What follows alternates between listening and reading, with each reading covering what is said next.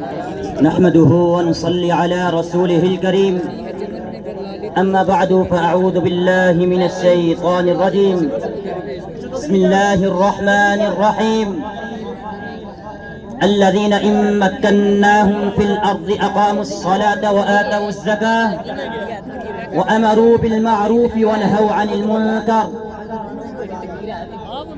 لہو برسا بہے آنسو لٹے آہوں کٹے رشتے لہو برسا بہے آنسو لٹے آہوں کٹے رشتے ابھی تک نامکمل ہے مگر تعمیر آزادی. حضرات جی وقار لفظ آزادی بولنے میں بڑی سہل ہے, سننے میں بڑی خوشگوار ہے اور پڑھنے میں نہایت آسان ہے, لیکن جب اس کے پس منظر میں جھانک کر دیکھتا ہوں تو جسم کب کپانے لگتا ہے, دل تھر تھرانے لگتا ہے. مجھے ان شہداء کی صدائیں ستانے لگتی ہے, ان بڑھوں اور معصوم بچوں کی آہیں دستک دیتی ہے اور ان ماں بہنوں کی آوازیں چیخیں دے کر مجھ سے یہ سوال کرتی ہے کیا اس لیے حاصل کی تھی آزادی کہ لا الہ الا اللہ سے انحراف برتا جائے اور غیر اللہ کے سامنے سجدہ ریز ہوا جائے؟ کیا اس لیے تھی یہ سب کاوشیں کہ اذا لم تستحی فاصنع ما شئت ان الذين يحبون ان تشيع الفاحشة کے تحت محمد رسول اللہ صلی اللہ علیہ وسلم کی بیٹی کی عزت کو نام کر دیا جائے؟ کیا اس زمین کے لیے انتک محنتیں کرنے والوں نے یہی سبق دیا تھا کہ لا تأکلوا الربا اضعافا مضاعفہ کے حکم الہی کو پس پش ڈال کر ورلڈ بینک IMF کے سودی نظام کے سامنے سر خم ہوا جائے؟ کیا اس لیے حاصل کی تھی آزادی؟ کیا اس لیے حاصل کی تھی آزادی کہ بن جائے نشیمن تو اغجار کرتے اس کی بربادی؟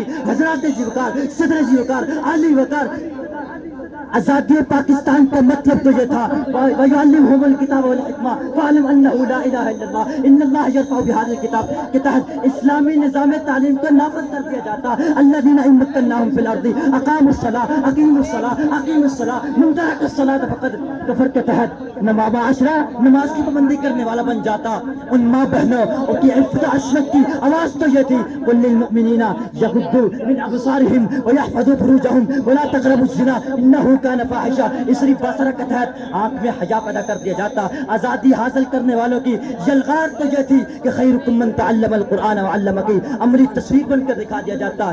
مقصد تو یہ تھا کہ اسلام کا فرما ہو جہاں جاری, مقصد تو یہ تھا کہ اسلام کا فرما ہو جاری, مکمل طور پر پورے ملک میں قرآن ہو جاری. حضرات جی وقار کہ آزادی سے اس لیے ہم ہمکنار ہوتے ہمارا نظام وہی ہو جو اہل یورپ کا نظام ہے, ہمارا نظام معیشت اسی بنیاد پر استوار ہو جس پر فرنگیوں کا استوار ہے, ہمارا نظام سیاست اسی نہج پر استوار ہو جس پر یورپی کامزن ہے.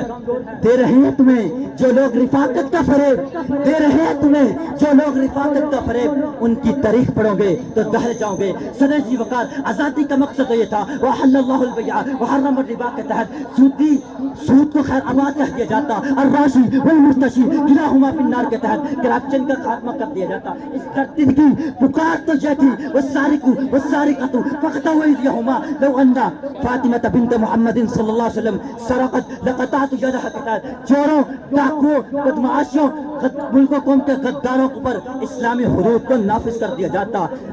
21 لاکھ لوگوں کی جانوں کے نذرانے پیش کرنے سے ملنے والی آزادی کا تقاضا تو یہ تھا کل المسلم علی المسلم حرام دمہ ومالہ وعرضہ کا آرڈر جاری کر لوگوں کی مال و جان اور عزت کی حفاظت کر دی جاتی. ان شہداء کی صدا اور پکار تو یہ تھی کہ واعتصموا بحبل اللہ جميعا ولا تفرقوا ید اللہ جماعہ علیکم الجماعہ کے تحت تفرقہ بازی کو چھوڑ کر, انتہا پسندگی کو چھوڑ کر مظلوم کی آہ بن جاتا. کچھ نہ کہنے سے بھی چھن جاتا ہے آزاد سخن, کچھ نہ کہنے سے بھی چھن جاتا ہے آزاد سخن, ظلم سہنے سے بھی ظالم کی مدد ہوتی ہے.